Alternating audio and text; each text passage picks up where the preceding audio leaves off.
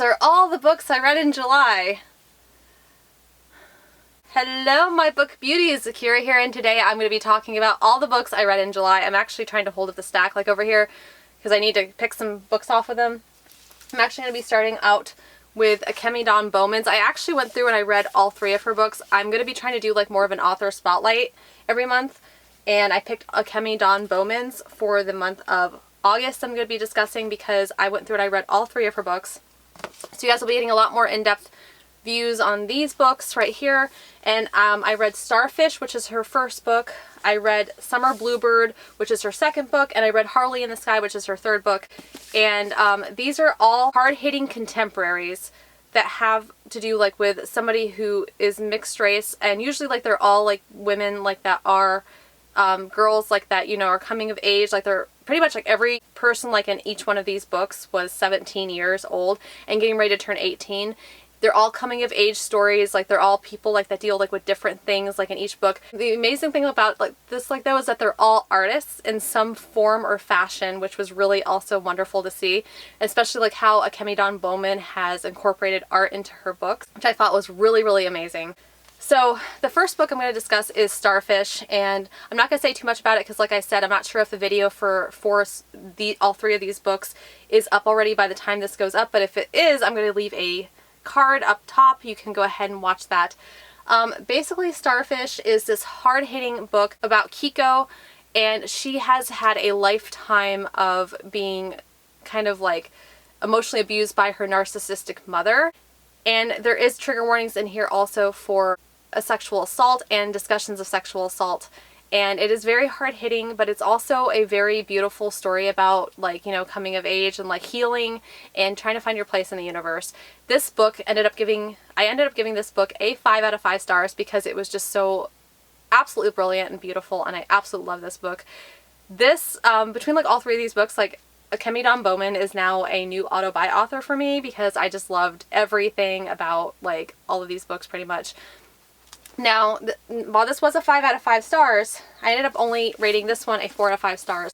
Deals with our main character Rumi, who is part Japanese and part Hawaiian, and she actually ends up going to Hawaii after this car accident. Her mother was driving, and her sister, who is her best friend, ended up getting killed in the car accident. Her and her mother ended up living, and she's dealing with a lot of grief, and she is dealing like with a lot of heartache. And she actually is an artist in the fact like that she loves music. She is just really angry at the world. This book is kind of like very polarizing because of the fact she was very mean to a lot of people like in her life, and she didn't handle her grief very like well. I don't feel like she was the most likable character, so I do feel like this book is going to be like a little bit more polarizing, and I do feel like overall like people liked this one less than Starfish. I did end up giving this a 4 out of 5 stars. The next book is also by a Kemi Bowman, and this is Harley in the Sky. And this is about our main character Harley, who actually wants to be an aerialist in her parents' circus. They run a circus in Las Vegas, and her parents deny her that opportunity because they want her to go to school, and she doesn't want to go to school. So she ends up running away and joining a rival circus, which was just, it was really incredible. This had another kind of like romance in it, and it gave me all the feels, and it was just so wonderful. All of these books like have a few trigger warnings, which I discuss more in my author spotlight, like where I discuss like all 3 of these books more in depth. But I ended up rating this one another 5 out of 5 stars, and this author is now an auto-buy author for me because the way she writes, how she writes, like the emotions like that she puts into this, like just being so relatable. These are all YA contemporaries, and they were all beautiful, and I actually really enjoyed reading all 3 of these. The next book that I read is Extraordinaries by TJ Klune. This is by the same author that wrote House on the Cerulean Sea, and that's a book that I have not been able to shut up about. I actually I enjoyed this book. This is actually more geared towards YA, like where the House on the Cerulean Sea was more geared towards adults. This is TJ Klune's debut book as far as being a YA book. This is his first time writing YA, and this is about Extraordinaries and about our main character, Nick Bell, who writes fan fiction for the Extraordinaries, like that are kind of like, you know, in Nova City. And he writes like a lot of fan fiction, and he's like one of the most popular fan fiction authors. I really, really enjoyed this. Like this had, TJ Klune has a certain type of humor that he incorporates into his books. And it is like a little, it can be kind of like cringy, but like not cringy like in the sense like that I mean I cringe because it's more of an embarrassment like to another character like that is in the book, like, and he was like embarrassed, like Nick actually quite a few times like was embarrassing like other characters like inside the book, but sometimes like it's very like heartwarming and very zany and very fun, and oh my god, like I love the humor in these books. I will say like something about like this book, I did not like this as much as I liked this House in Cerulean Sea. This actually did have a lot that the House in Cerulean Sea did not, but as far as like the overall presentation and the flow of the story and like the story like being predictable, because like I felt like the House on the Cerulean Sea was a lot less predictable than this. I pretty much knew like from like the first like 50 pages where the story was going to go, like, you know, who the superheroes like were, like the hidden identities and stuff like that. Like I just knew, like the foreshadowing was just so real.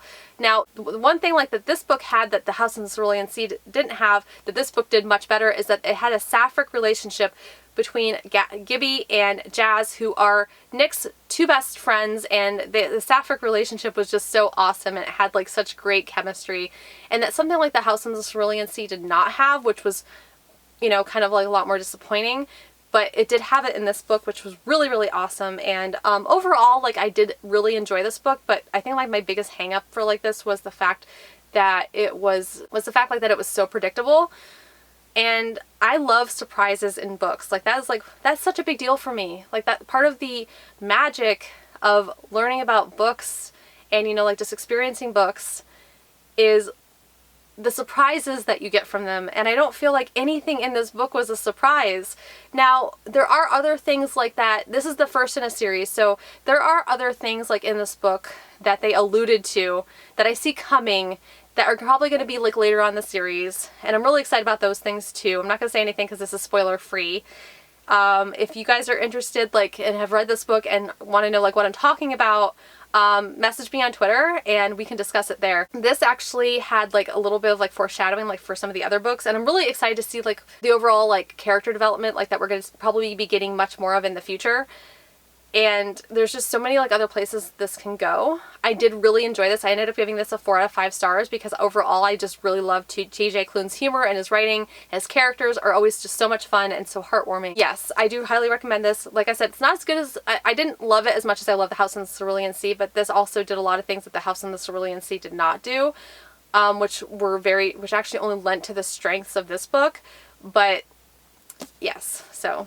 The next book that I read is Girl Unframed by Deb Calette, and this is the same author that wrote A Heart in the Body in the Middle of the World, and this is another hard-hitting YA contemporary about kind of like fame, and this hits so many tropes that women deal like with on a constant basis about beauty and, you know, like being accepted, and women are treated like in a lot of situations like they're owned and like their property. They get slut shamed a lot, and it's just really unfortunate like that women have to go through that, like when men don't have to go through any of that kind of stuff. Women should not be slut shamed. Like women should be able to be like their own person and be like, you know, beautiful and, you know, fabulous, like without a man having to take credit for it. What I found like really interesting about like this book was the fact that Sydney, the main character, she loved art, but all the art like that was in this book was of faceless, naked women. So basically like there was like these portraits like that were there for the benefit of other men's entertainment value, where the women are left faceless, and this is like a lot of very popular artwork. Another like instance like where you really get to see like the emphasis like on the title for this, Sydney's mother Lila is actually a movie star, and she's very kind of like objectified also, and she's like not treated like a real person, and she's kind of like almost a shell of herself. Like she kind of does like what, you know, like she has a need like to be needed, but at the same time like, you know, she's struggling like to be her own person, and she's struggling like in a lot of the relationships that she's been in, like a lot of these men like, you know, like they shame and like they make her feel bad, but like, you know, she sticks with them because like she doesn't really feel she has other options, because these are the kind of guys that she falls in love with. I find it like really interesting too, like that Sydney never actually called Lila, who is her mother, she never actually called her mother. So she was just kind of like this other like woman like that Sydney was kind of coexisting with. And yes, Lila was kind of like her parent, but she never really acted like her parent. She just kind of acted like this, you know, movie star like that, you know, like was trying to prioritize her career and trying to find a place, like, you know, in a world like where, you know, she's valued for her beauty and what she has to offer the world instead of just being a valuable asset in and of herself, just from merely existing. This really does hit like a lot of the tropes. Like, you do have a guy in here like that is a love interest, and I really loved him, but he wasn't extremely developed either. So that kind of like, I really kind of struggled with that. I feel like there was like a lot of side characters like in this that were not extremely developed, but I feel like that was because like in order to do that, it would have taken away from the message like that this book was trying to send, which is a very valuable, very poignant message like of being a strong woman, and you're not just here for men's entertainment. You're more than that. You're more than just, you know, like what you are, like, you know, on the outside. You are so much more.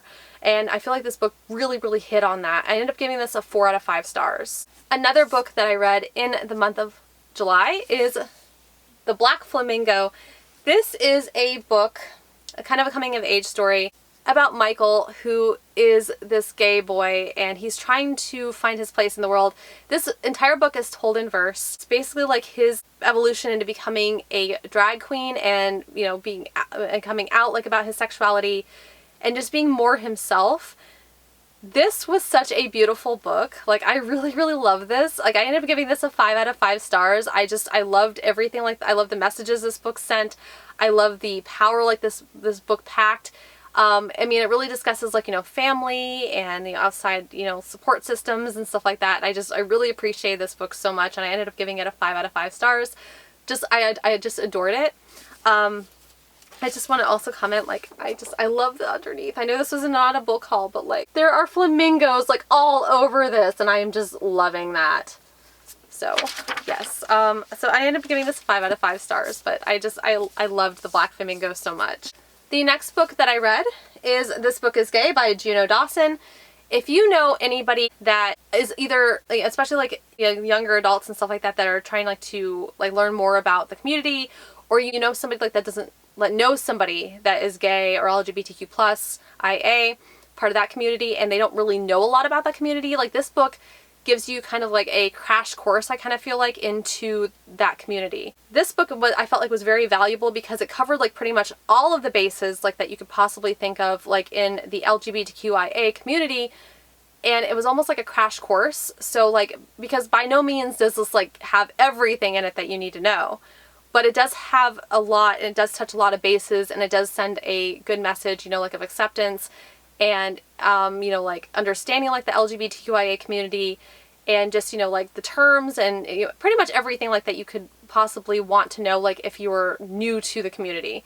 So I ended up giving this a 5 out of 5 stars because I just felt like this book is very valuable nonfiction, and I loved it. Like, I thought it was just like the right amount of information, like to not feel like overwhelmed, but to be better informed. The next book that I also read, I'm really excited for this one. This is My Best Friend's Exorcism by Grady Hendrix. I read the Southern Book Club's Guide to Slaying Vampires earlier this year, and I absolutely positively loved that book.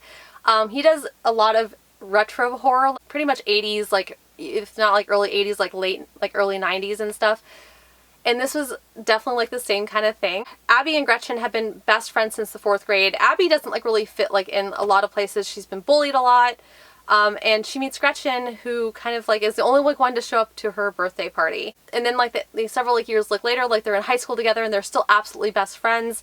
And they have like this one really crazy like night in the woods, and it leaves Gretchen really radically changed. It's kind of like an interesting like kind of take on exorcism, because like it's a lot of there's like a lot of passiveness in this book when it comes like to the exorcism. Like, it's not like that movie Exorcist, like where you constantly see somebody like throwing up like vomit like everywhere and their head spinning and stuff like that. Like, this actually kind of feels like the way that it was written feels a lot more realistic. Like, if an exorcism like was to actually happen, this is kind of like how it would happen.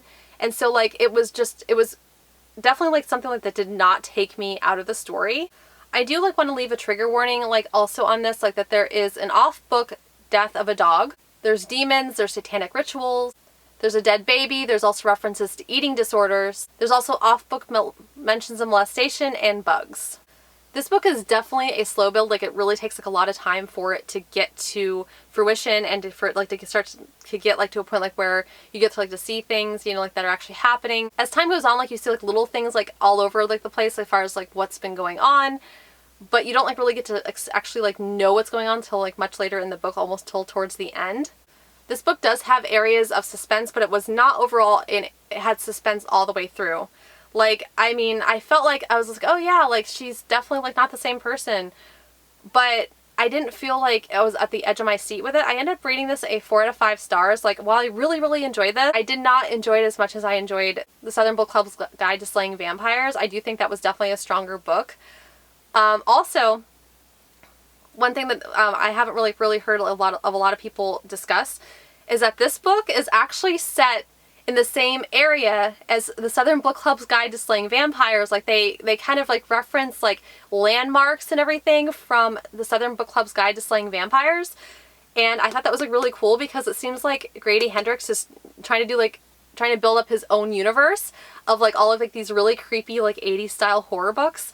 So I really appreciated that. Like, I thought that was really, really great because like it made me very nostalgic, not only for like the 80s and 90s, like early 90s, but it also made me very nostalgic, like reading like this, like realizing like that they are making references to landmarks like that were referenced in the Southern Book Club's Guide to Slaying Vampires. And it made me so happy to hear that. So yes, 4 out of 5 stars for that book. The next book that I read is Where Dreams Descend by Janella Angelis. I really enjoyed this book.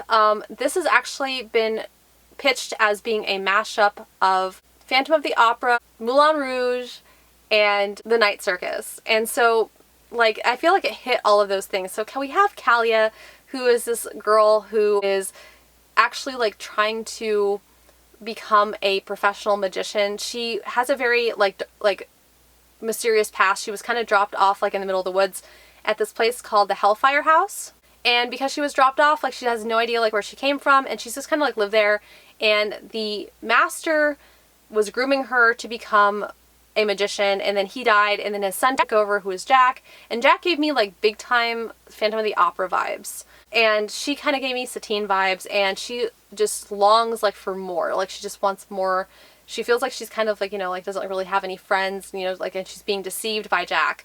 So she ends up escaping to the nearest town that is having a competition for magicians, and you know, like a lot of things are happening during like the competition, like that are just kind of like weird, like magicians keep disappearing and everything else. This is definitely the first in a series, so like there's definitely more to come for this. I really did enjoy this overall, but overall it could have also felt like it could have been like a little bit more fleshed out. Like I wish like there was like a little bit more. I do feel like I'm hoping like that the next couple of books will actually do that for this. This is definitely another slow burn. Like it takes forever like for us to see like a lot of action.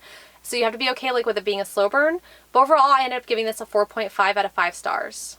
The last book I'm going to discuss for July is Cursed, written by Thomas Wheeler and illustrated by Frank Miller. There is a series like that just recently came out. I actually did a video of a critique of both the series and the book. I'm going to leave a link for that also in the cards right here. Go check it out. I went into a lot more depth about like this versus the TV series and everything else. But overall, like this book, it wasn't all that great. I mean, it was interesting. Like the premise was really interesting. I feel like it has, I feel like it still has a lot of potential. I feel like it still has places to go because it was left on a cliffhanger. And you do get to meet some of the major characters towards the end of this book. I do feel like this book is the first in a series. I do feel like there's a lot of places that this book could have gone. It doesn't feel like there was a lot of character development, like there was a lot of stagnant characters in this. Overall, like, it had a really strong start, but like it tapered off so quickly. Like the only thing that kept me like reading it was kind of like wondering like if it was going to get better. And it never really actually got better. I ended up giving this a 3 out of 5 stars. And I feel like I'm being very kind with that too. Because I'm getting to a point like I might be changing my rating on this, like, and actually dropping it because like I feel like this could have been so much more. This was a huge letdown. I've been wanting to read this for like ever, and I finally got around to reading it, and I was sad. I was very sad reading this book. I mean, like, this is supposed to be an Arthurian retelling, and basically you have Nimue, who is the Fae, and basically like the main like thing like about like this is like this really had very little feel for the original Arthurian retelling. I mean, you have Fae in this, and you have the characters like, you know, Merlin and Arthur and Morgana, and, you know, like they do make references to Lancelot, and they do make references to Guinevere. But like, as far as like having all of the hard, like, main characters like in this felt really, really different from like the original Arthurian retelling. So I don't feel like it really had that much in common, like overall, like with the Arthurian retelling. Just a lot of disappointment. So that's pretty much how we're ending like this this wrap up of July. I hope you guys like this video. If you guys like this video, hit the like and subscribe with the little bell icon if you guys want to receive emails every single time I post. I am also on Instagram, Amazon, Twitter, and Goodreads. Those links are linked in the description below. And I hope you guys enjoy this video. Please, please like and subscribe. It really helps me out. If you hit the little bell, you'll be notified every time I post. So thank you guys so much for watching, and I will see you guys again very soon.